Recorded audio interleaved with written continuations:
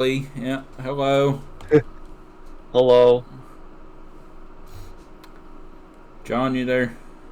Nope, not here. Alright, there you are. There you are. We're all here. Yay. Alright. It's been a while, so it's a little rusty. A little rusty. Well, what the? I've got my. Jesus Christ. It's always something. There we go. Alright. Oh, how the hell is everybody? How we doing? Pretty good, pretty good.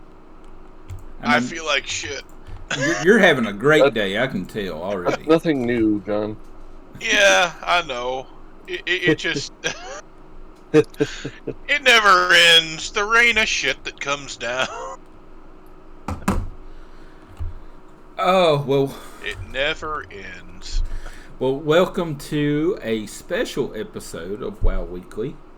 This is our first guest. Holy crap. I feel like we're moving up in the world. I also feel... Trust me, we can only go up from here. Can we? I feel like we could go further down. But, our great guild slash raid slash, deals with all of our bullshit leader. I don't know how we just call you Fael or Lee, like, is joining us today, and wow, thank you, you're for gracing us with your presence today. I'm not Most that polite special, but voice. thank you for having me. I don't know, you're high up on at least on our local pecking order anyway, so like it's kind of cool. It's pretty cool actually. But yeah, what's been going on? How's it going? Uh, just been chilling mostly.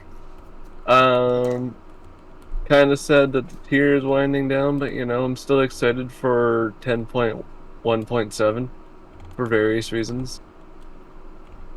Okay, I'm well, kind of excited that it's winding down. Give you a little break, catch up on other games, and do other things for a little bit. Yeah, I'm still in like go-go mode though. While everyone else is winding down, I'm just like, well, oh well. that's how it feels with me too. It's like I want to do stuff, but at the same point in time, I'm like, nah. It's like I log on my WoW and I look and I'm like, okay, I'm gonna go play something else now. That's exactly where I'm at the moment. Yeah. It's like I want to play and then I'm like, no, never mind. Yeah. It sounded like a thing that I could do, and then. So, well, I mean, we'll dive right into it. What are your thoughts on the current tier? Current tier specifically? Um, so going off of the last 2 or 3 tiers where they were all like really long and dragged out, it felt weird that we finished the tier in half as much time as we did as the last tier. So it was just kind of a whole like new experience for the guild as a whole. And I think we just hit our 7 week mark of killing Sarkareth for the first time, which was still just weird to me. So we just have all this like free time now, basically. But overall, as a tier, I liked it. I just wished it was a little harder. It was definitely an easier tier. It was, um, we went through it a lot, real quick. So Yeah. but was it really that easy, or was just last tier that hard? So I do think that this guild is getting better as a whole. Like we've been getting more people that are better. Then we've been slowly losing some of our weaker links due to just them getting tired of the game or various reasons. Because as you know, I try to make it welcoming for everyone. However, there comes to a point where I got to sit somebody. But I feel like this tier was just simply easier because Blizzard looked at Razageth. They looked at Anduin and the Jailer and fights like that, and they realized that they kind of started too high. Like, Like, look at Razia, for example. There was, like, for the cutting edge race, there was, like, 4 or 5 massive nerfs for the world first race because it was impossible for them to actually defeat Razia. Maybe could have taken another 2 or 3 weeks of loot, but, like, that's not what the world first race has always been. World first race has always taken, like, less than 2 weeks, not like Sepulchre. That was what, pushing 4 or 5 weeks. Something like that, yeah. Like it was great to watch, but like there comes to a point where like you got to feel for those raiders because they also have lives outside of this, and most of them don't even get paid enough, so they actually have to have their own jobs. So most of them pass their like 2 or 3 week vacation pay, and then they have to go home from these like venues that their teams have paid out for, and now they're just screwed. And I thought it was stupid. Like I liked watching them do like Anduin, Lords of Dread, Rygalan, Jailer. I loved those fights, but like there comes a point where like Blizzard just made them too hard, and it was pretty obvious. And then there was so many like mechanics on Anduin that would just kill your raid, and there was nothing you could do about it. Yeah, definitely a rise in one-shot mechanics. We've seen that over the last few tiers. Yeah, I kind of feel like this tier. I don't feel like the difficulty was that far off. I feel like they removed a lot of, not all of, but a lot of the artificial difficulty. Things like the one-shot mechanics, the more ridiculous RNG, the sweeping telegraph strikes that just arbitrarily went, oh look, here's this telegraph strike, and if you stand out of it, you'll survive. Oh wait, no, you were out of it, but you still didn't survive. Yeah. You know. And then, sorry, John. Liquid Max also had a great take on it. A lot of these fights were like fairly short, like less than 8 minutes. So like the longer the fight, there's just more chance of you just dying. True. So that also just isn't just another end of like artificial difficulty of just the length of the fight. Simple. Yeah, what? Starcraft was what, 6 to 8 minutes? What? Yeah. Fuck. So. You get some really hardcore DPS going, even less. Yeah. Yep. Yeah, he definitely. I think he was a pretty disappointing last boss. I'm not gonna lie. I don't think it was disappointing. I don't know that I found him disappointing. I do know that I like the fact that it was a shorter fight. Yeah. I understand the point of a longer fight, and it's like, oh well, it feels really exciting, and there might be a point to that. And in some of the other fights that have been like end of tier bosses that we've had in the past 2 or 3 tiers, maybe they've been a little more exciting.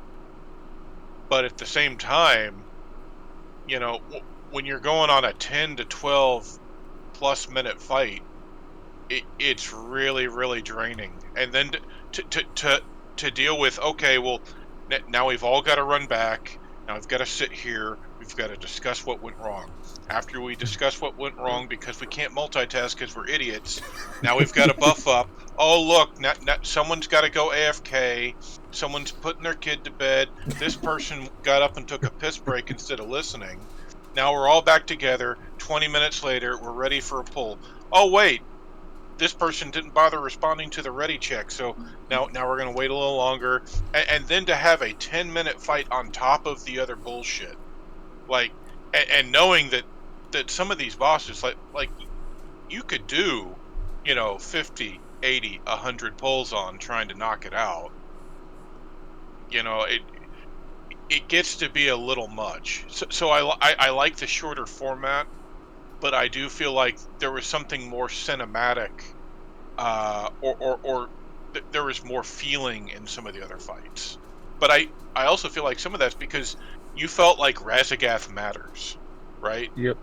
You felt like the Jailer mattered.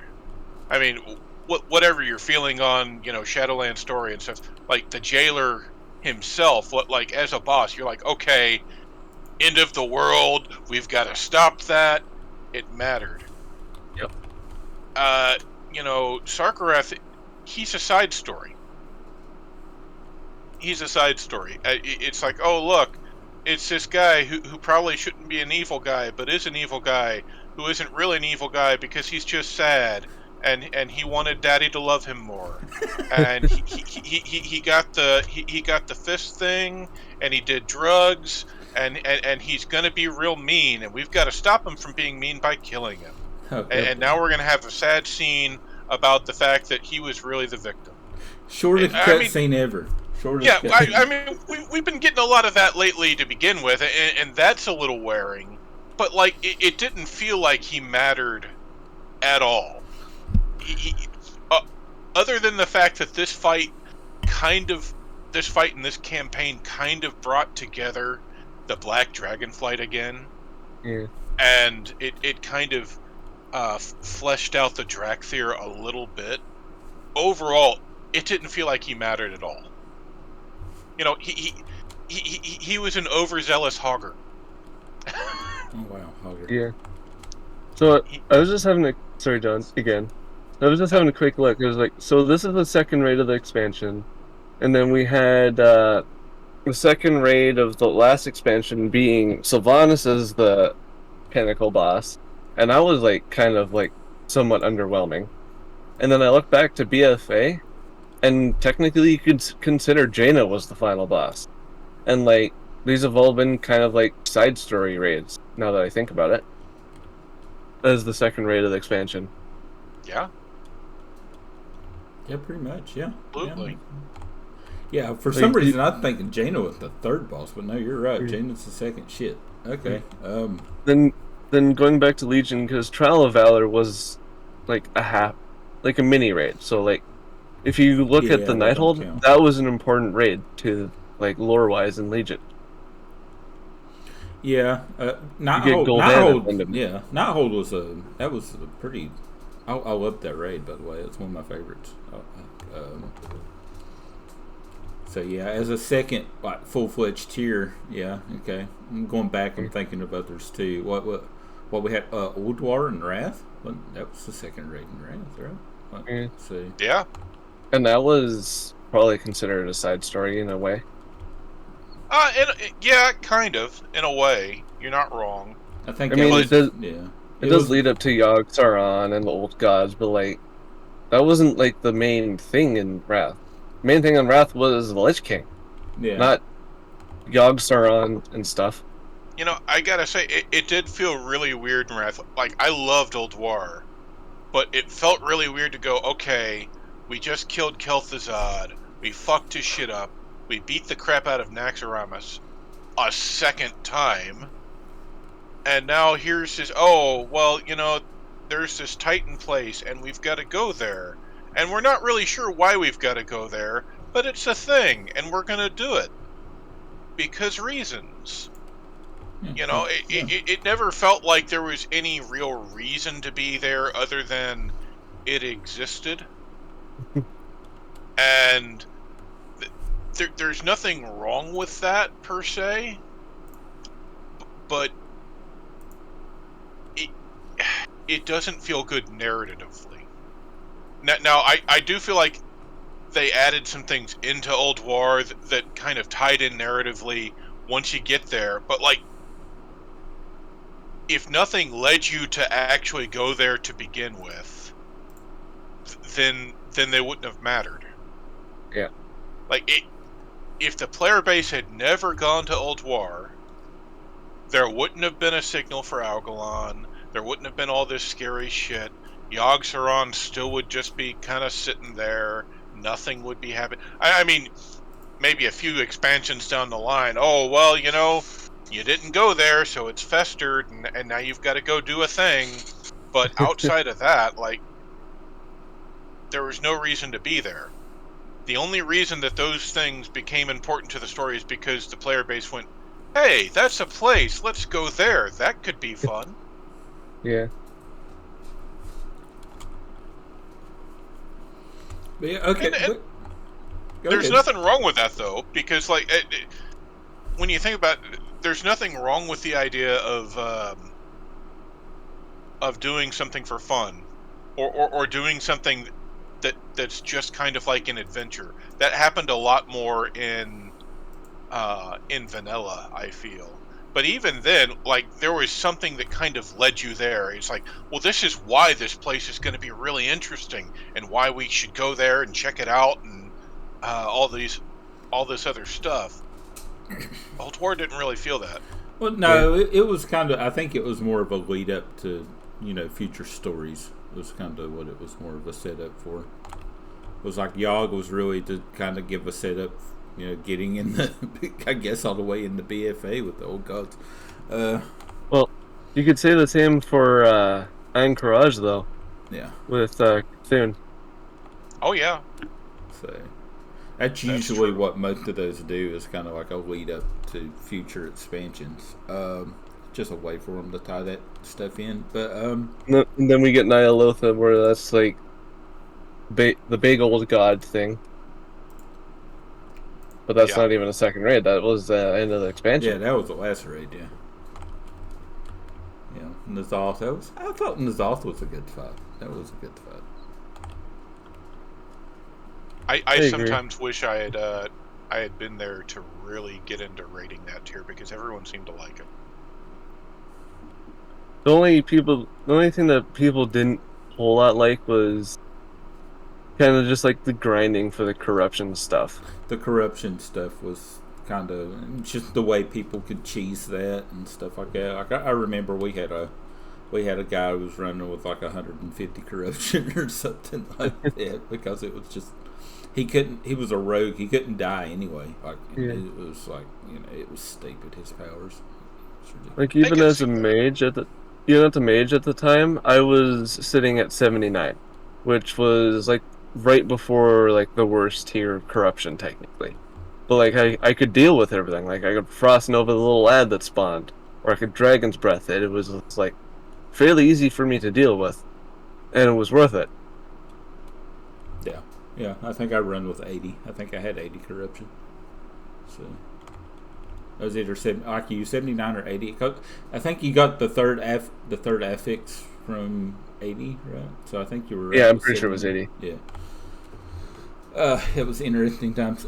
Speaking of, how do you compare what we've been doing with how we done with Shadowlands? Like, what are you thinking with how it's been going? Like, I've only been in the guild now, what, a year and a half maybe now, give or take. I think I started at the tail end of Castle Nathir with you guys. I don't Yeah. remember. No, you started at the beginning of Sanctum. Sanctum. I knew it was Yeah. something Yeah. like that. Yeah. Yeah. Yeah, you I came would in as I a would have guessed mage, that. and we were immediately like, "Hey, you want to be something other than a mage? Because you're not that good at me." And then you No, went hunter. I think we were struggling on something or other, and you just went, "Well, I also got a hunter in their gear," and we went, "Bring the fucking hunter, man! Why Yeah. And not?" then it stuck. And looking now. To answer your question, to probably compare, going back to like comparing like the second raid of the expansion, so like this raid to the Sanctum, I feel like we did better this tier for different reasons because we didn't have a boss like Sylvanas that had that phase 2 that took 7 minutes and you could easily wipe in there, and now you've wasted 10 minutes of a raid boss every single night, which got really frustrating. Sylvanas And would have then been a perfect fight if it didn't have phase 2. yeah, I think it would have yep. been a perfect fight if it didn't have phase 2. And then you also had Fate Scribe that was just like you just struggled with it for various reasons. I know a lot of people couldn't do the rings mechanic. I could be able to do it a little bit, but I was even having issues with it because it felt buggy and it wasn't consistent ever. That was the It big was. issue with it. I think. I don't think. I, there was a certain amount of it that it was, oh well, people are having difficulty doing it, but some of it literally was like, okay, there's very little margin for error, and it's buggy on top of Yep. that. Yes. Yes. Face grab was a good concept. Yes, I It was love the something idea new. of face grab, Yes. but like, yeah, If they had executed it well, I actually think I would have enjoyed that fight. that probably would Because have been my favorite fight. oh yeah, because they didn't execute it particularly well. It became a fight that everyone wanted to avoid. You know, Yeah, even when we started doing the skip, even when we would not want to do the skip, like we could go through the entire thing and then go back and be like, uh, do we really want to do Fate Scribe? And the answer was always the same. It's like there's one person that kind of needs a ring from them because it's like their BIS ring, and it's like, okay, well, you could do Mythic Plus and get a ring that's at least pretty fucking close to that. Yeah, but we don't do Mythic Plus. You know, that, that's fine.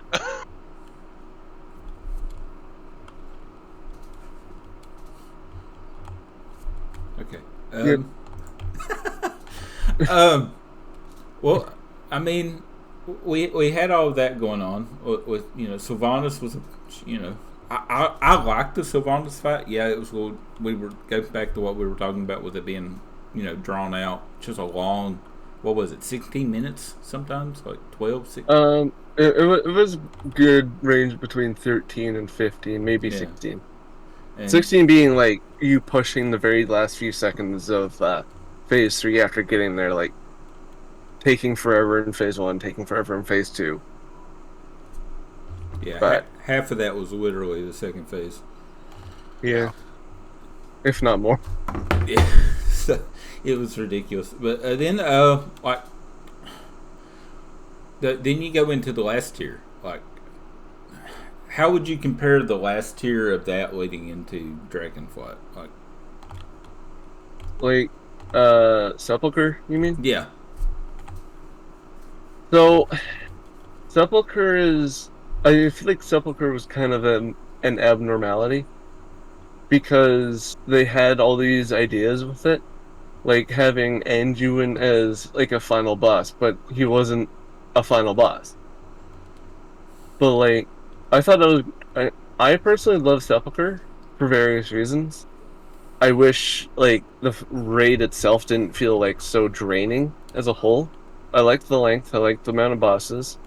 That's just me because I like having just more bosses to fight, so we have a longer tier and we actually do stuff progress longer. However, that raid had so many just mechanics that just wanted to kill you without not enough counterplay. And there was like even on Anduin where you had to run into each other or else you died. Like that was, I've never really been that much of a fan of that mechanic. Like I understand like you have to use your brain to raid and stuff, but having 20 people or more in a pub try and do that is always a mess. Having 20 or And more people in the same guild try and do that in yes, voice chat can be a fucking yes, mess. but we're also yeah, special. Anyways, we're definitely special. But Lords of Dread was good. I honestly really liked Lords of Dread, personally, but I also didn't do it as ranged, which that was a very stressful fight for ranged DPS, if I remember correctly. I like the spider boss. He was my favorite. Haldroxian or however you pronounce it. Alondris. Yeah, Holandris. There you go. Yeah, I like that. That was, to me, that was a unique fight that I enjoyed. Yep, that was probably my favorite fight in the raid, mostly because of also the memes that came with it. Yeah, plenty of memes. It was, but it was fun. it was, It was it fun. was also fun to watch on the like world first race too, because that was like genuinely hard and no one expected it to be that hard. So I enjoyed that one out of that raid. Other than that, I was kind of underwhelmed with it. But going in, so you have this last year of probably of what a lot of people would consider probably one of the worst WoW expansions for sure, Shadowlands. Yeah. And now we're going into you taking your raid leading. All right, you've been leading all us idiots through all these Since tiers now. Nylofa. Uh, Since Nylofa, basically. so you've been dragging us through all this. So comparing what you've been doing so far, what would you say was the worst tier that you've raided with? Um, I would have to say Sanctum. Oh wow, really? Because Okay. Castle Nathria was great, honestly. Um, the only other consideration would be Sepulchre, mostly because there was a few times where I was actually considering doing what like Liquid Max and Scrape and then the likes of them do, and raid lead from the side and letting everyone just raid while I'm just calling stuff out. That was the first time I've ever really considered that because there was so many things that needed to be called out in those fights, especially Jailer, and it was just overwhelming to the point where like me trying to do my job as like a DPS or a tank or a healer in any of those situations and trying to raid lead at the same time was stressful. Like there was a few times on Prague where Fet was doing for Jailer where Fet was doing some of the callouts too, which helped. And it made it painful. Less painful, I should say. Fit helps a And lot. Having I a fit appreciate helps a Fet. lot. Having a fit helps a lot. Yes. Having like a god tier tank just helps in any situation. I honestly thought you were gonna go with Sepulchre full stop Yeah. because I remember that. Yeah. I mean, like hardcore. I Yeah. remember that. You would get so stressed out because it wasn't just about the call outs and the mechanics, which were hard enough on you and on the rest of the guild. It was also about the fact that you were tanking at the same time. Yeah. And And that whole raid was yeah, actually like hard for tanks for the most exactly. part, except the sausage. Except a sausage. Yeah. Like vigilant, like you actually had to be smart as a tank. Skullx, well, it was just like Rashok where it has that triple combo. Artificer, like you had to place that grip thing in the right spot, otherwise people will die.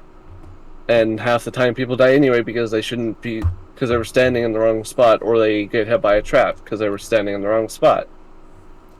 Pantheon, both tanks had to tank two bosses each, and there was just so many things you had to dodge in Pantheon. Yeah. Lahivim, you had to be very smart with where you did those tank mechanics on heroic, because that was also like a honk combo sort of thing where the other tank would probably die. Palandras, you had to taunt just about every 6 or 7 seconds, otherwise the other tank dies. And you have to taunt before the other tank goes down, otherwise the Annuan's attack speed is going to go up like 700%, and your tank's probably going to die. Lords of Dread, for example. If one tank gets hit twice by what's his face, Mal'Gannis's frontal, the boss heals a bunch. Ragolon, your tank's just gonna fall over if they're not taunting properly. And Jailer on a Prot Paladin, that was fun. So let me tell you, before they nerfed his melee, I was my self healing, because I got to a point where I decided to stop mitigating and I saved my holy power to heal myself, because Word of Glory heals more for the less HP, and then I turned into where I was almost doing as much or more healing than the healers, because I was just Word of Glorying myself every time he auto attacked me, and it didn't kill me. That was the only way that I could ever get heals on myself, because I was never getting healed enough by my healers between auto attacks. And part of that issue was we didn't really have a good healer for specifically tank healing, and I just made the decision that that was the best play, and it was worth it until they nerfed his melee. Then it was less fun. But like trying to manage my Word of Glory between his, I think every 2 or 3 second auto attack was kind of tough. On top of raid leading, there's a few times where I just fell over, as you guys saw, Oh yeah, and absolutely. that was actually getting frustrating for me because it wasn't my fault that I was inting, but I was inting. I mean, someone had to. Yeah, You know, someone had to. That's one thing that our guild has always been particularly bad at. There's always like a few people that are pretty good at it, and then like the vast majority of the raid just isn't. yeah. Like everyone learns raid mechanics at a different speed, and let's go back to Sepulchre again because it was the best example. A lot of the fights, your raid team was as strong as your weakest 1 or 2 people. And if they take forever to learn the mechanics or they just consistently mess them up, your prog is so much slower. Like the Big Bang, uh, the thing was no Dark Eclipse. It was Dark Eclipse on Ragalan that, Yeah, no matter what, like if someone messed up, you're dead. And as much as you're yelling at them in Discord to run into a thing and they can't find the thing that they have to run into, that, what can you do? Or someone, they were running to a thing, and then someone that just freshly gotten the Dark Eclipse runs over the one that they were running to. Now there's blows up, and then it's just bad again. That happened many times to us. We had to drill in people's heads where if they just freshly get Dark Eclipse, that they make sure that the other people that got it prior get all theirs off before they start clearing theirs. yeah. But that still happened. Well, and we tended to wind up killing the fucking the sparks or whatever closer to melee, and then people would wind up just running into them, and then they'd Yeah. disappear. Yeah, it It, was it, it was a it was an exciting time. I'll say that. yeah. Like if I wasn't I raid had leading fun. Sepulchre, I would have had a lot of fun. Like doing Jailer without raid leading before the nerf to his knockback. I honestly loved the Jailer. I liked how hard the Jailer was because of how powerful he was, and it proved it in the fight that he was that powerful. It was Yeah, a it it. really did. Jailer was a different fight. It was. I was a little Yeah. underwhelmed by Jailer. I think you guys are. I didn't like the knockback, but that's because I felt like for the Jailer and for many fights, especially end of tier bosses, but for many fights, um, it feels like Blizzard has gone away from having some very meaningful mechanics that you have to follow to to seeing just how many mechanics they can throw at you. I mean, you read the dungeon journal on some of these boss fights, and when you have to start scrolling, and I don't mean like scrolling once, I mean multiple times just to get through it. Oh man, Yeah. you know it, it's not enough that it's like, okay, you know, now you have the 4 or 5 tank mechanics, and you also have the dots that are dispelled. Then you have this other thing. You've got the positioning. You've got the knockback. You've got this special ability here. You've got 5 ground AOE's. You've also got to move them at the right time. And then there's the pillars. You got to make sure you got the pillars. Oh wait, no, you've got a line of sight every uh 22 seconds or whatever it wants. I mean, it gets to be a bit much, I think, for the average raider. Yeah. And I think it hurts more on heroic because on heroic they've gotten into this mindset where they need heroic to have basically a boss that they would have designed for the middle of a mythic prog. Yeah. It it's one of those things that it's like, is it bad or badly designed? No, but it's also out of place. If it's a heroic prog, why are you going to design it as a mythic level fight? And not even just like, oh, entry level mythic, which everyone says, it's fine, we'll just steamroll it. And then they, 9 times out of 10 don't. But like putting it as a mid tier mythic boss at the end of a heroic raid, that's that's really frustrating to me. Yeah, I agree. Okay. Like, I'm not sure. It's like, I hear everything you're saying. I'm kind of like, to me, the jailer was so. I'm trying to think how to word it correctly.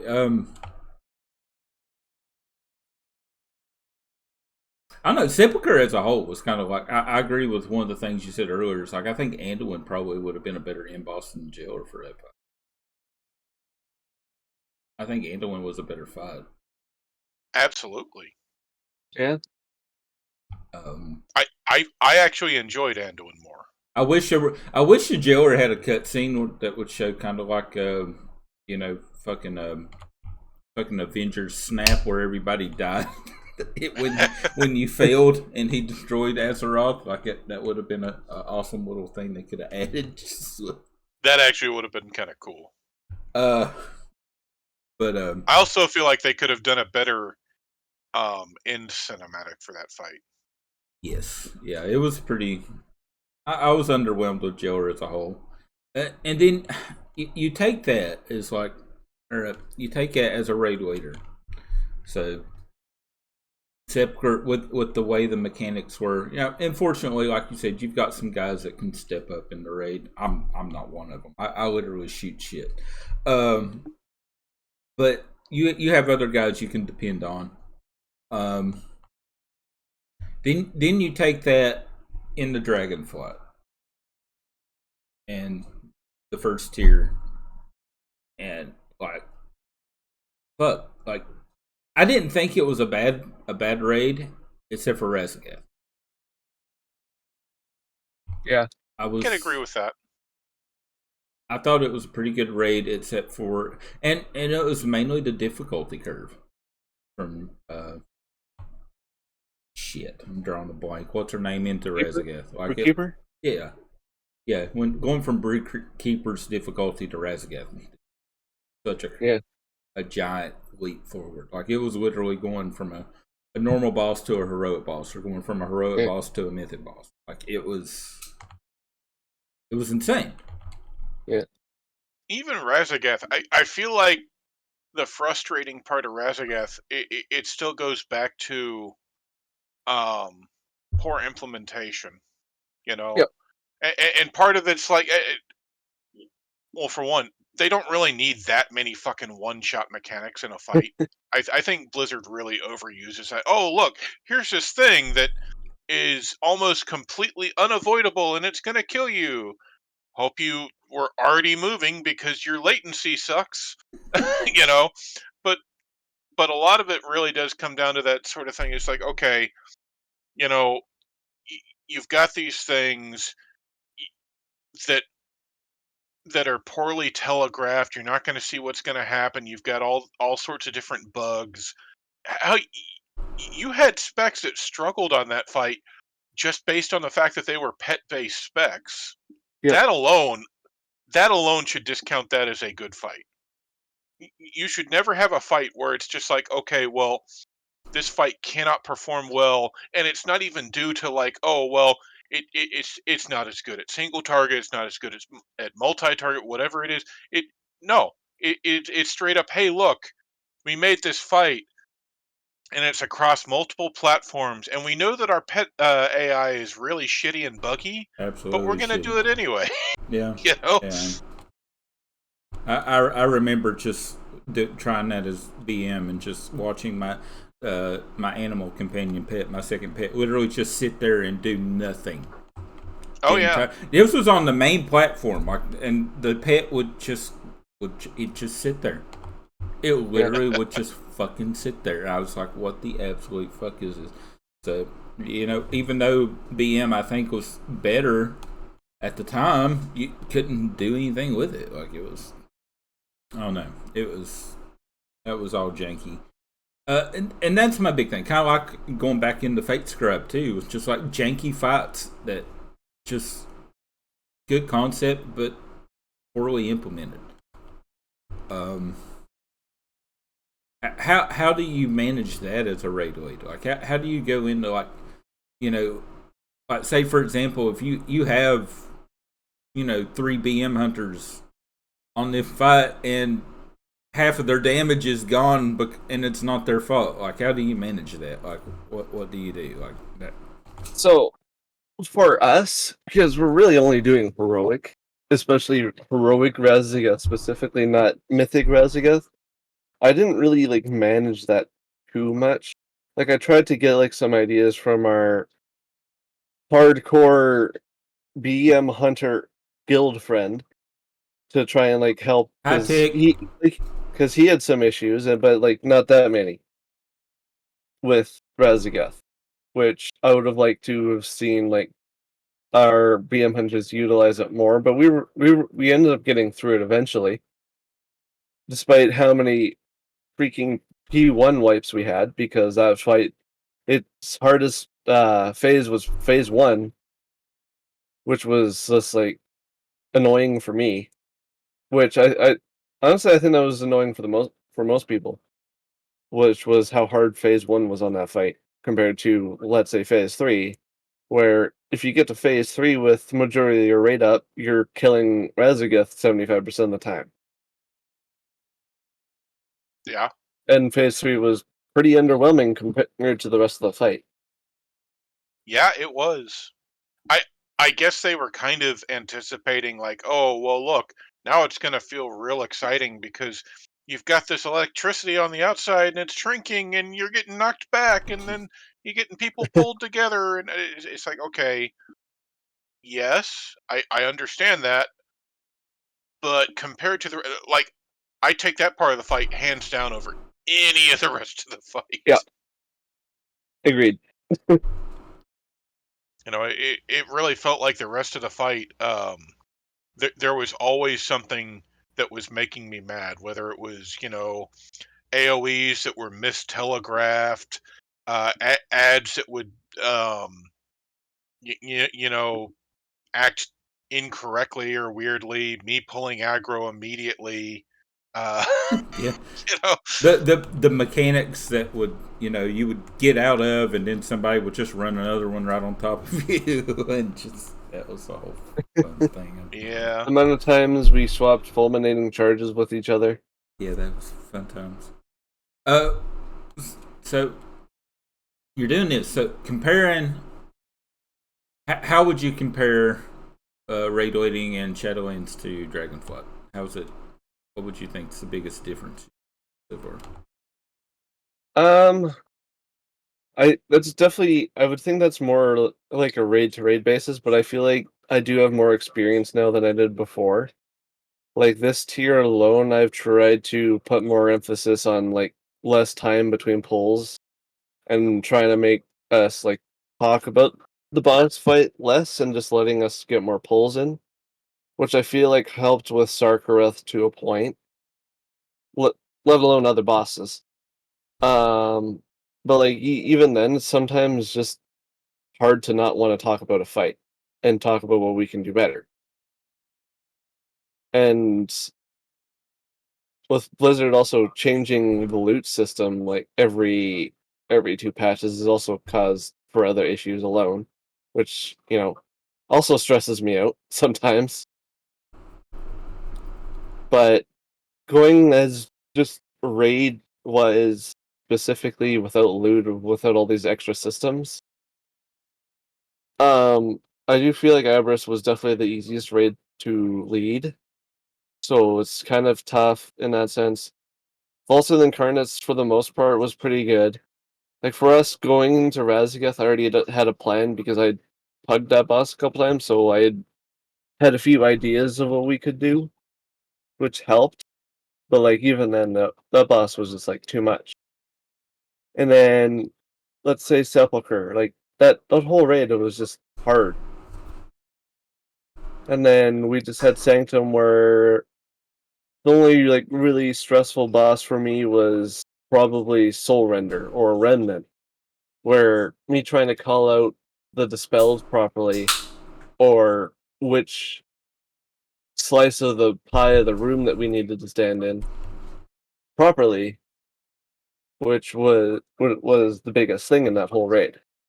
Because Sylvanas, there was not a whole lot that I needed to do aside from like telling people to go kill this target. The biggest thing in phase 3 was just me telling people when to spread out. That was the biggest thing. All I had to do on was Sylvanas was just telling people to spread out when they needed to. Castle Nathria, I don't remember enough personally, like because that's what 2-3 years ago now. Castle Nathria, It's been a bit, yeah. and that was like 2 my years. Yeah. first like real raid where I actually raid led, because I don't really want to count Nyalotha, because that was like our first raid and we were spent a lot of time goofing around. Oh well, we don't Uh, do that anymore. Yeah, no. I mean, it was worse then, but like Nyalotha, like we started because of corruption, we were just cheesing all the fights, and it was just like, well, there was nothing else for us to do. But yeah, Nathria, like count in that raid, I really like just doing Council of Blood. I like, well, actually, I should say Stone Legion Generals. That was probably my least favorite fight to raid lead in that raid, just because there was a lot of mechanics that people had to do properly, otherwise you need to die. Yeah. Yeah. Keep track of the bleeds. Keep track of the ground fishers and Yeah, and then people just not realizing that they had the ground fisher on them and dropping it on top of the two bosses. no, That that happened. would never happen. But like Sires and Athers, I love that fight a lot, personally. Anyway, um, I don't What about know the Sludge ma- Fist? Sludgefist. Sludgefist was just a fun fight. I think it wasn't like big for me to raid lead either. Yeah. The only thing that I really raid led was just where the range stack was, but that wasn't nearly even really me raid leading. That was just me making sure our range was positioned properly, which any competent person could have done. It wasn't strictly a raid leader thing. It was just good that it was me doing it. Yeah, but there's a shortage of competent people in this world too. So only a few people can do what you do. That's for sure. What do you think? This is my probably looking over some of these questions that John sent me last night. Was this morning. Um, what do you think about the implementation of Mythic Plus and rating now? Like, how do you think? Ooh. Yeah, like you really. It's really hard to do one without doing the other. Yeah, I do. I really like their idea of making 20s more meaningful for loot, because if you look back at all the prior seasons, and the highest amount of loot that you could get out of Mythic Plus was from a 15, and that in the vault already gives you Mythic, like early to mid Mythic eye level loot, which was crazy. As someone that's capable of doing 20s, whether I feel like doing them or not, or can find a capable group of doing them. Anyways, 15s were really not that hard, honestly. Especially if you took the time to do Mythic Plus. I never felt 15s were hard.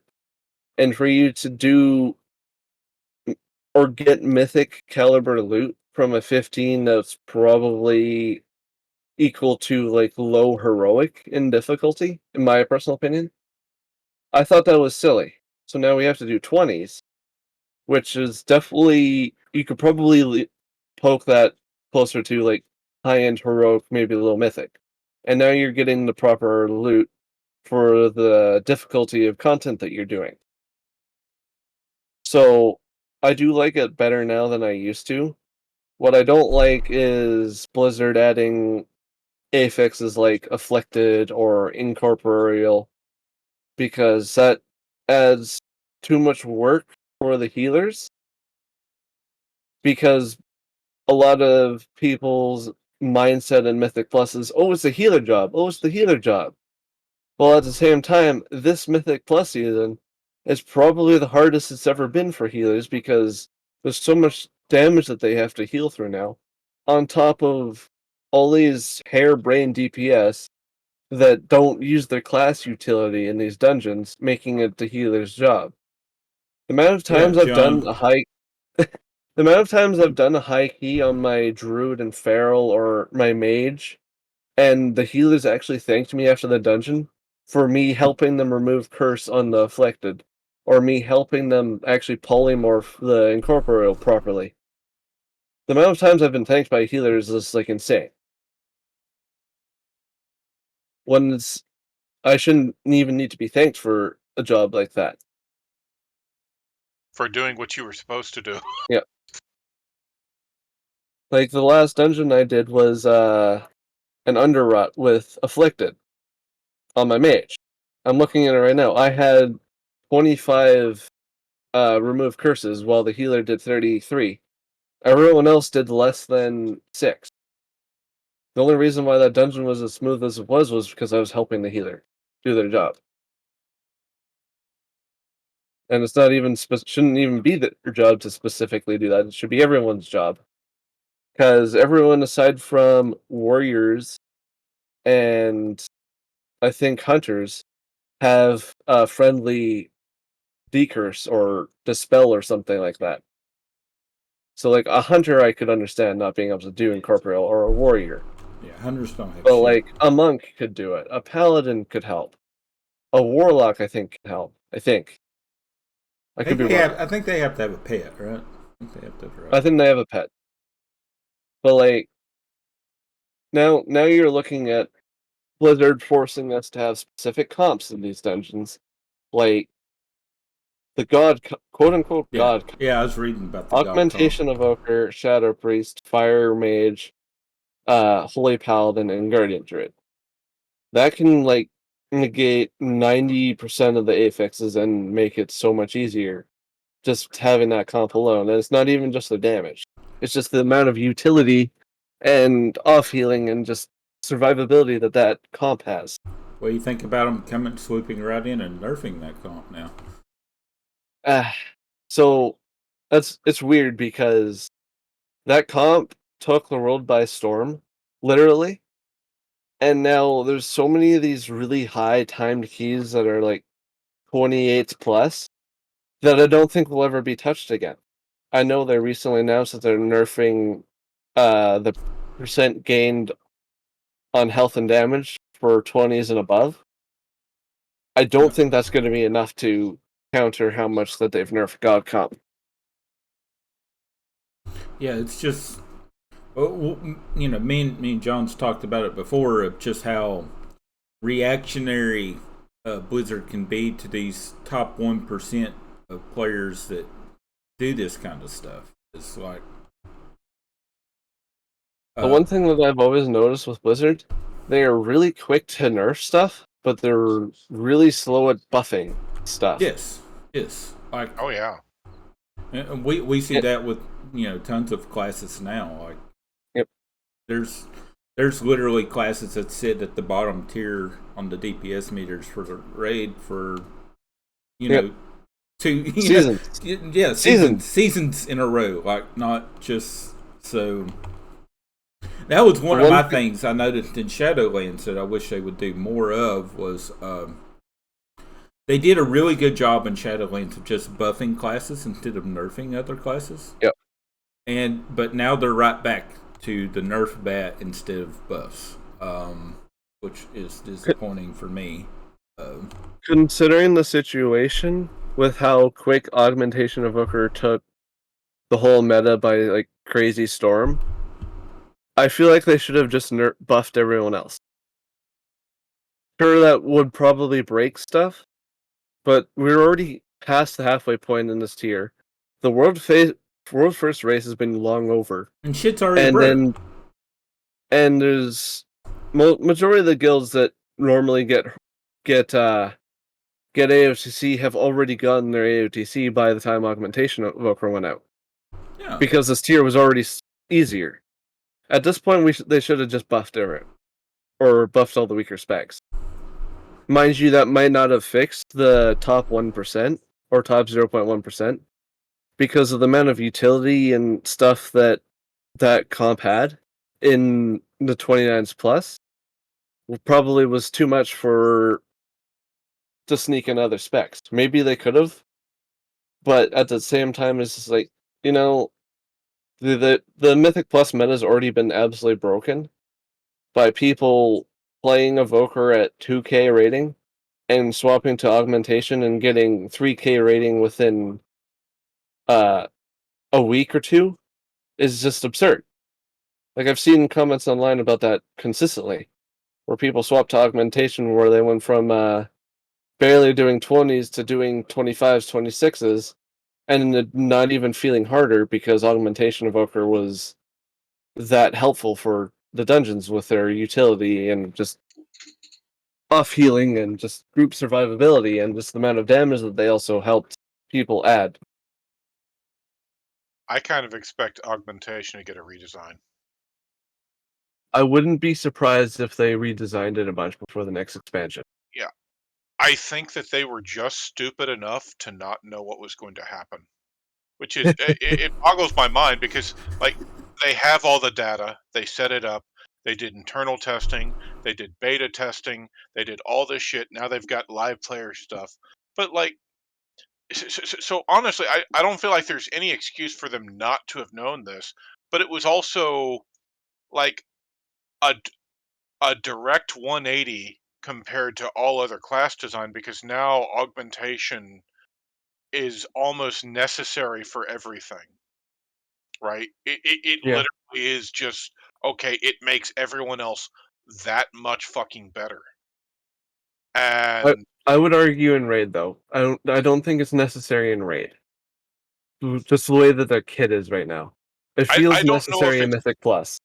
I don't know if I'd say that it's necessary, but I think that you can absolutely notice the difference in raid.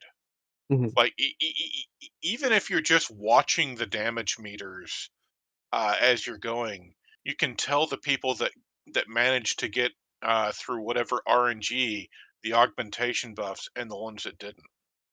Like Yeah, it's a massive difference, I've and noticed it a couple times. Even I kind of feel like Blizzard for years and years now has been on and on about this idea. It's like they've been cutting down class buffs and trying to make more and more utilities spread around a bit so that you don't have any instance of like, well, okay, but we need this one class. You know, there's a distinct reason we've got to bring them because it's just that good. I feel like augmentation goes back on that a bit. yeah, You know, I feel like that it kind of takes the entire idea that they gave behind removing all these buffs and all these things, and it kind of it spits on it. It goes, we thought this would be cool. And to be clear, I actually think augmentation is a cool idea, and so far from what I've seen, I've enjoyed having it in the game. yep, And I've also felt, but at the same time, I also feel like it's probably primed and ready for a redesign because it goes so far against uh, the design philosophy that they previously had, and then Blizzard kind of like as soon as it got out in the wild, they kind of went, "Oh God, I didn't expect that." It's like you should have, you know, you should have expected an entire raid of fucking augmentation evokers and one unholy DK to knock out a boss in 15 seconds or whatever it is. Yeah. I mean, I mean, yeah. look at the one Vengeance Demon Hunter and 29 Fire Mages back in Nyalotha. Because Yeah. corruption was so stupid. Yeah, I remember that one. Like, there was a boss where you had to do specific mechanics to actually damage the boss instead of the boss healing it back up. No, this group of 29 mages and one Vengeance Demon Hunter could kill the boss through that before the boss healed back up. Oof. Yeah, I remember that. That was fun. That was funny to see when that happened. Yeah. But just that's kind of my big thing is it's going back to like, well, you've got augmentation of ogre, you've got the changes that it's brought right in the middle of the season too. So like augmentation literally comes out 0.5 patch. Which was probably their best decision doing it now instead of the start of the tier. Well, absolutely, yeah. But it's now. What do you do? Like, do you go back and you can either rework augmentation, or should you try to balance these other classes around augmentation? That's tough, actually. Because you've brought in a completely different spec that does something completely different that's never been done in WoW, and so yeah, you've got some classes like Death Knight, Warlock, which have been OP the entire expansion so far, with external buffs like PI and whatnot. Yeah, and they're already doing good, and now they're gaining. They get more out of augmentation than a lot of other classes do. So, do you go in? Do you think would you rework? Like okay, well, hunters aren't getting a lot from it. Maybe they could get a little more. So could whatever other class. Just example. Or do you like okay augmentation just a little bit too much? We need to rethink this and go back to the drawing board.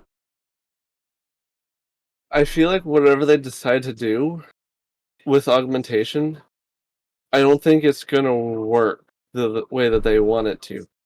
Considering their internal testing is very like closed doors and in like specific scenarios where sure they can test it themselves. Well, but no matter what they test, I feel like it needs to be in the hands of the player base, not on PTR. Which is why them throwing it to the masses Yeah. in the half patch was great, because no matter what we do on the PTR or what they do in their internal testing, is never an accurate representation of what's really going to happen. I feel like personally. I agree with you. Yeah. So like they need to try and make some of their like ideas for augmentation to maybe make it better for other specs, and maybe find ways to make it less so for stuff like DK. They need to like throw that into the wild sooner than later before the next tier happens. Otherwise, let's say they make a bunch of sweeping changes before 10.2, and now it absolutely breaks some other specs that they weren't expecting. And now they're gonna start nerfing some specs that's not augmentation because of it, which wouldn't surprise me. And now the guys that play those specs without an augmentation of over are now screwed. Exactly. And that's something that Blizzard is very much known for. Yeah. Like, look at the puzzle box from Alcathar's Academy from last season. Look at how many times Unholy DK was nerfed because of that trinket and PI alone. Till they made the decision at the start of this patch that they nerfed it specifically for DKs. They didn't nerf it for anyone else. They nerfed it specifically for DKs. Which, honestly, I think that was the right decision. And they need to do more of that.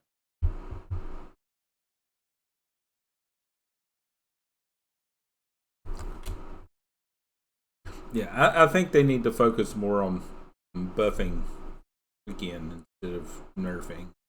They're just really bad for like going back to it, reactionary nerfing. It's like, and like the God comp, while it's Like, yeah, oh god, they're destroying 20. Like, who who cares really though? It's my thing. Like, what's wrong with them killing 28s and 30s? Like, they're not. It's just an extra achievement for them. They're not getting anything extra out of it. So, like, what's the big deal there? So the argument there is it sucks for the people that didn't have an augmentation or shadow priest or a fire mage or a holy pally or a guardian druid prepared for this sudden change in the 0.1% comp. So But now all those people that weren't prepared for such a thing are probably going to lose out on their title because they were already late to the game, and now the COD comp got nerfed. And like I said earlier, all those dungeons at the top 0.1% that were destroyed because of God comp are probably set in stone until the end of the season. So those people that have those are in the title position probably are safe, unless this change that they made recently to nerf the 20s plus actually makes a difference. Which personally I don't think it will, but we'll see. We're not there yet. I kind of feel like this is another wonderful case, though, of them deciding to do something and saying, "Oh, well, it's because of X," and then it's going to wind up doing the opposite of what they think it is.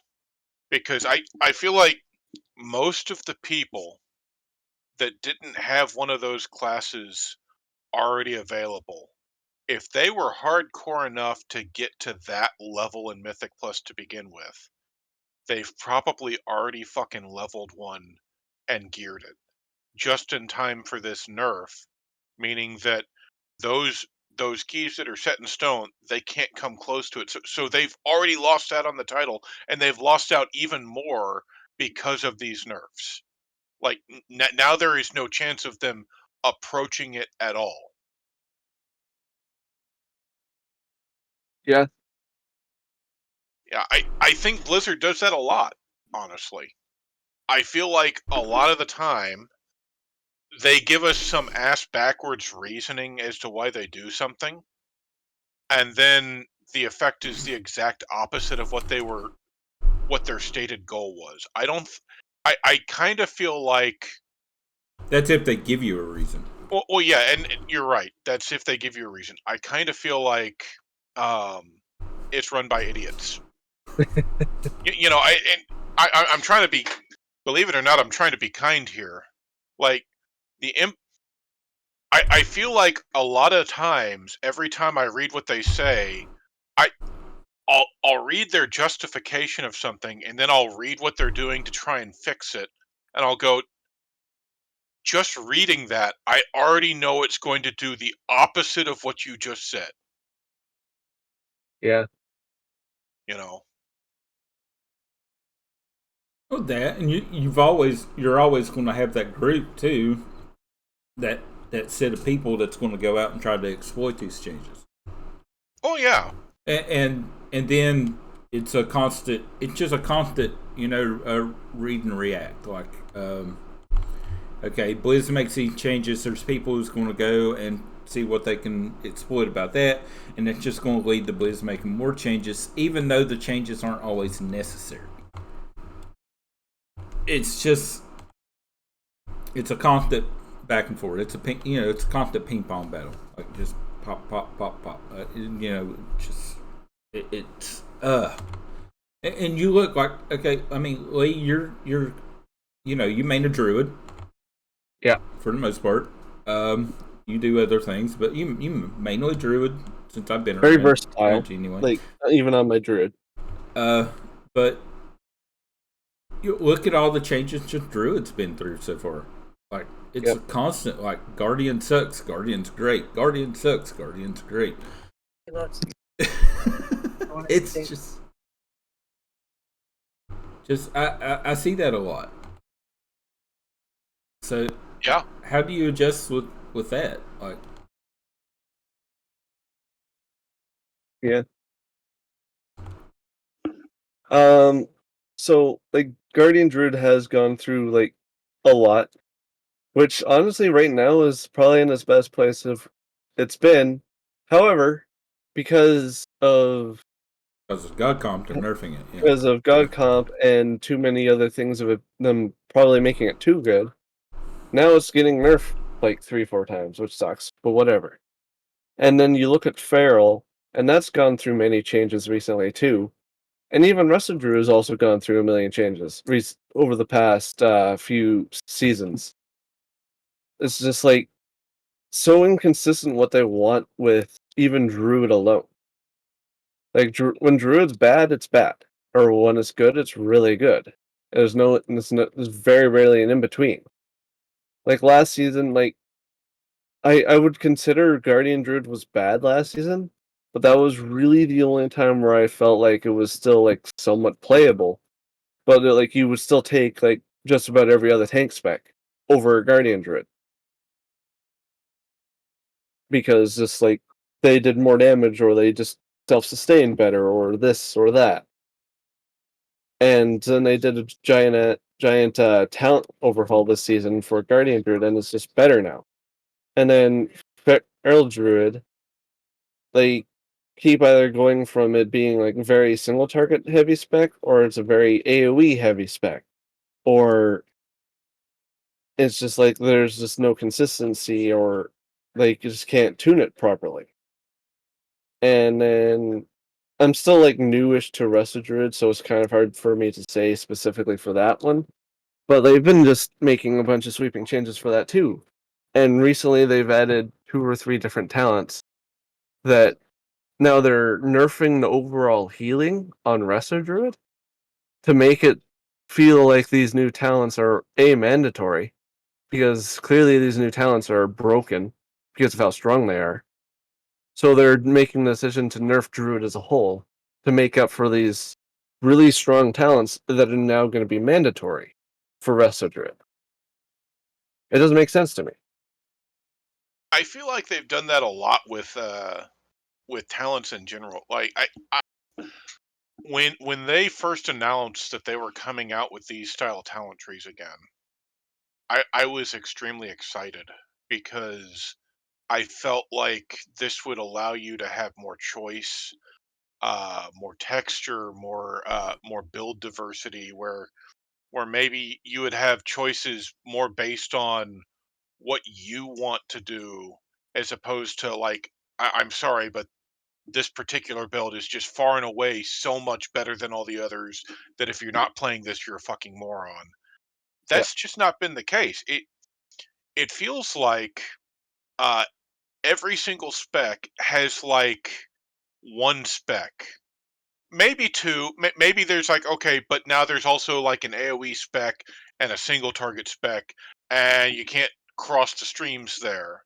And sometimes you might have like one talent that you could get around like, well, I swapped this one talent point for a slight difference in utility or something like that.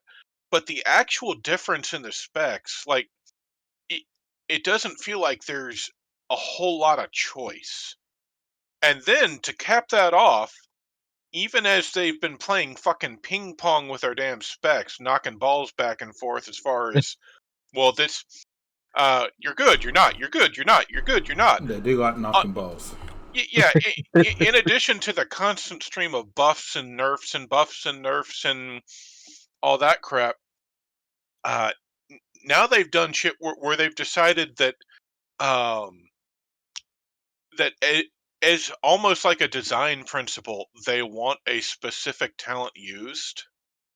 That like the designer just found that particular talent or that particular build really compelling, and if people aren't using that the way that they want, or if they're finding ways around that, in addition to doing the nerfs and everything, now they can just swap talent spaces.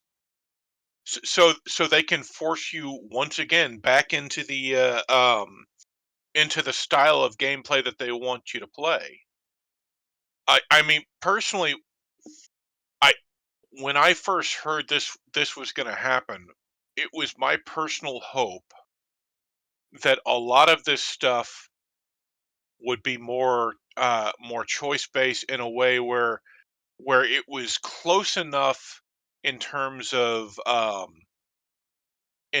how it was balanced that you had the ability to choose that. You know, I'll use Hunter as an example. Um, we have Death Chakram, right? Really cool ability. It's fun and all that. But what sounds more fun, Death Chakram or Stampede? Stampede. No, yeah, nobody uses Stampede. Stampede is fun. Like, what is more fun as a hunter than throwing out a fucking whistle and having the entire fucking jungle bear down on this motherfucker and crush Yeah. him into the dust for you? That's fun. Yes, it was. Death Chakram is fun. It is. But, like, the difference in DPS is staggering. So nobody uses Stampede. It is literally not used in any build. It even goes so far as to it's like with the class trinket. It's one of the triggers on the class trinket this tier for BM hunters, and it's like, okay, but nobody fucking uses it, so it doesn't matter. Yep. You know, Well, when this first all happened, everyone was really excited about trying out the new build in BM I want to call the wild, yeah. yeah, Call of the Wild, where all of a sudden you'd have pets come out from your stable, and it's like, if you go out into the world and you play that build, it looks so cool. It feels fun. You're like, man, this is really awesome.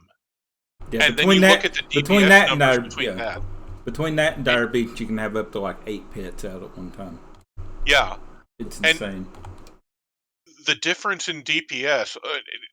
That's the thing. Is like, if it was balanced to where this was really more of almost like a cosmetic change, or like maybe on a certain fight one is better than the other or something like that. That would be a little different. But it's just straight up it's straight up non-viable. Yeah. And I feel like that's happened to just about every class in the game. Druid's actually an excellent example because, like you said, like every Druid spec except for Boomkin, which apparently is just, it's there. yeah. I want to play. Boomkin's been fine, but like I don't recall any sweeping changes with Boomkin in a while. Though I don't pay attention that much, I still pay attention and I read a lot of stuff. So I'm sure I would have known. Yeah, Oh, yeah. Boomkin they've left pretty much alone for, gosh, months. Quickly going back to the Stampede though, hasn't that also gone through like rigorous changes over the last like few seasons? No, not really. No. Okay, because I know it used to be like super good for Hunter for a long time. When it first come out, I think it was good. And then it was too good, and they nerfed it, and they've never brought it back. Mm. That makes sense. Yeah, that that's Blizzard. Yeah, I mean that's literally what happened to it. Like, it was too good when they first brought it out, and they nerfed it, and it's just set at the basement sin. Kind of like what was it? Like Barrage was a big one that was really OP there for a while, and they nerfed it. Now Barrage is also another one that hunters don't take anymore. Glacial Spike on Frostmage was a good example because back in Nyalotha, that ability was like absolutely broken. And then they nerfed it. And then on top of that, not having the mass amount of mastery that you got from the corruptions, on top of the benefits that you would get from the artifact armor powers, it just made Glacial Spike just garbage for a whole expansion up until this season where they actually made some changes for it, and now it's actually good again. It took an expansion and a season for it to be decent, and now it's like almost overpowered again. Yeah, There's just no consistency with how like they tune certain abilities versus others. yeah. There's not a lot of consistency. When I really wish, kind of like what John's. I think what he's trying to say is like, why can't these abilities be on the level as their other abilities that counteract it? Like, why is it not? Yeah, why are we stuck to this cookie builder build? Like instead of having choice that's viable as well as Yep. Well, and you just mentioned Glacial Spike. I was really excited to see that coming back because I didn't get to play it when you did, and you've always Yeah. described it. It sounded like a lot of fun, Yeah. right? It really did. At the time, honestly, without Comet Storm and Ray of Frost, because Ray of Frost wasn't huge then. It was a nice filler ability. It wasn't like it is now with the new talent that they gave Ray of Frost. And back then, Comet Storm was good, but you didn't have to use it. Now you have to have Comet Storm lead up to your Ray of Frost and Glacial Spike, which now Frost Mage you have to manage a lot more as a Frost Mage when now you don't have to use it when you never used to, Oh yeah. and that's probably overwhelming for some because I know that was starting to get a little frustrating for you. Oh, it's extremely frustrating for me. But what's even more frustrating isn't just that they made it more complicated playing that build. It's that they took the other build away. Yep, You can't really do that anymore. It's basically been written out of the game. yep. I mean, And you could still try and play it, but like the difference in damage is yeah, massive. it's tremendous. At that point, there's no point in playing a frost mage. It Yep. is that much of a difference in damage, you know. And that's kind of what I've been working my way into getting at is that Blizzard has gone from one system where they tried to fix the fact that you were pigeonholed into some choices, and you weren't entirely pigeonholed, but it was close enough on some things that were really impactful, where like you didn't pick other things because of it. And they said, okay, well, we're going to fix that with these talent systems, and we're going to give you all these different choices. It's going to be really cool, and then they didn't balance it. So it was implemented in such a shitty way that nothing has changed. You still have you have the illusion of choice. It's like other choices exist, but you can't play them if you want to be remotely effective. Yeah, I do remember like back when we had the original talent trees, like for vanilla BC Wrath. Like even then, there was a lot of cookie cutter, but like, specifically back in vanilla, nobody knew any better. So like they just picked random stuff that looks good, and then we get WoW Classic, and now WoW Classic, everyone was like picking the cookie cutter like talent setups yeah. because that was the best way to do it because that's how the WoW community is, and that's how WoW has probably been for a long time where they just care about min maxing the elitist end, or instead of picking fun talents. Yeah. Well, But I mean, part of the problem though is that the fun talents you could pick them and be so much less effective. Yeah, It's not even like if there's I can't expect Blizzard to get a perfect parity between builds. yep, That would be fucking ridiculous.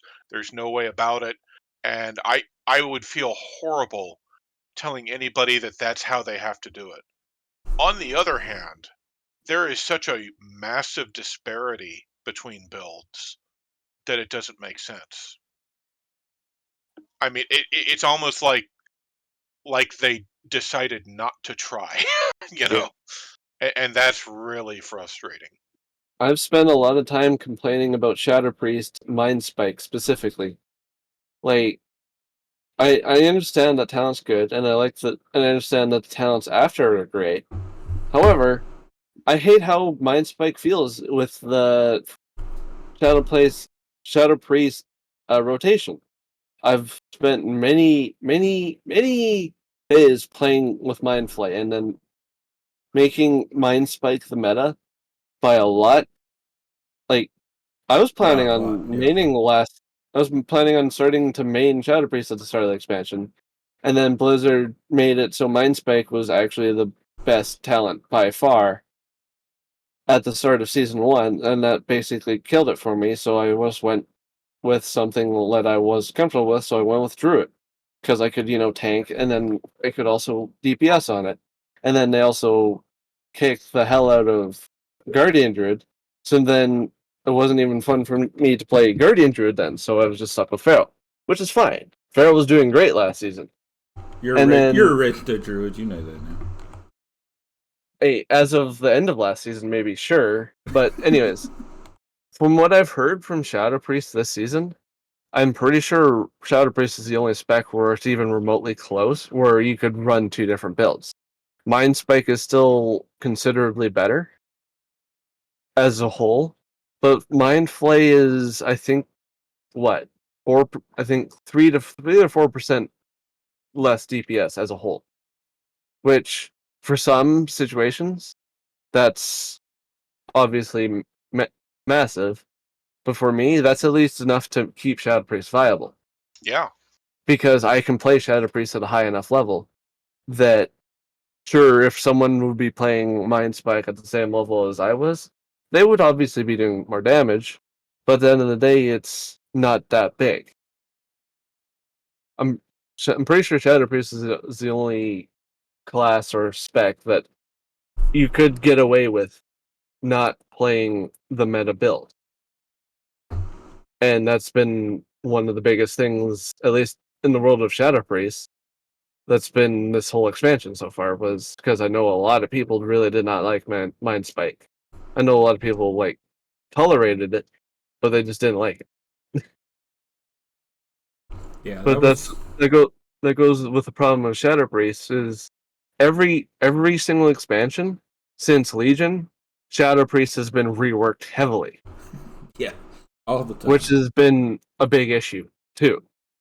Like Blizzard doesn't know what they're doing with Shadow Priest, and it's frustrating. I mean, they don't know what they're doing with a lot of classes. So it's Right. kind of that was my biggest negative to augmentation coming in, was that they don't they struggle balancing what they already had, and then they bring something else on top of it. That's true, yeah. So yeah, I don't know. I'm just it's a mess. The game is a mess. It's a fun mess, but it's a mess. It really is. But alrighty. I feel like they've got a long way to go. they definitely have a long way. The only thing that I'm slightly hopeful for still is the amount of people that they've added since the end of Shadowlands. Was them taking away one of their Blizzard taking away one of their teams and putting it on the WoW team. I've noticed that that's made some of a difference, but not enough yet. I would like to see them maybe add more people to make it even better, but we'll see. We'll see. I'm not optimistic on that, just because I don't know. It seems like you've still got your set designers, and they have a set way that they're going to do it, and so I see it like they done a really good job. Like they how the debacle that Shadowlands was, for the most part, and then they would go and bring, they're like, okay, they're going into Dragonfight, like, oh, we're going to communicate better, we're going to be involved more, we're going to explain why we're doing and whatever, and they did that for a while, and now they're right back into what they were doing in Shadowlands. It's like they're doing things and half-ass explaining it, if they're explaining it at all while they're doing it, and it's they've fallen right back into that pattern. Like after WoD, they're like, "Oh, we're going to do better for Legion," and they do better, and then they fall back into it, and it's a constant cycle of, we're going to do better, we're doing better, and then they fall right back into what they were doing before. Yeah. They're really bad for that. I don't know. We'll get to see more. We got more coming up. 1.1.7 is what, for September 5th. I think. September 5th. Yeah. Yeah. That'll bring a bit more. And then probably should hear more about 1.2 soon. I don't would even think they haven't even really said much about it. Well, I mean, you've got BlizzCon coming up. That's literally 2 months away. It's hard to believe too. So it's like shit. Well, I'm hoping we see 10.2 before BlizzCon though. That's my hope. I think it would have to. I would think we'd see it in October. I would think some point. Yeah. 1st of October, something like that. That way they could beat all of that going into BlizzCon. Like, okay, this is already out. It's done. They can focus on the next expansion. They can focus on 1.3. The race for world first would be done by then. So that would be one less thing they'd have to talk about and stuff like that. So, but yeah, Agreed. What going into it? Wow, we've been going for a minute, a hot minute. This is fun. I appreciate it. Like, holy crap! Like, this is awesome. I can spend so much time talking about this game. It's not even funny. Same. That's good. Well, alrighty. We'll go ahead and we'll wrap it up here, and it was cool. Thank you for having me. Yes, thank you for coming. I mean, it was awesome. It's different. It's a way to kind of break what we were doing, and hopefully be able to get back into it more. Hopefully, all of our personal lives settle down, and we can get back into doing this more often. I appreciate it. John, you got any last words? All hail the moose. All hail the moose. All hail the moose. Yeah. I knew it was going to be something like that. We had to go. We had to make fun of Canada in some sort of way here. But, all right. But yeah, all right. I appreciate it. I hope everybody appreciates it. It was fun. I will get this edited and uploaded probably tonight sometime. So be on YouTube here shortly. Cool. Awesome. I appreciate it. Everybody, thank you for watching. Talk to you later. Bye. Bye. Das Vidania.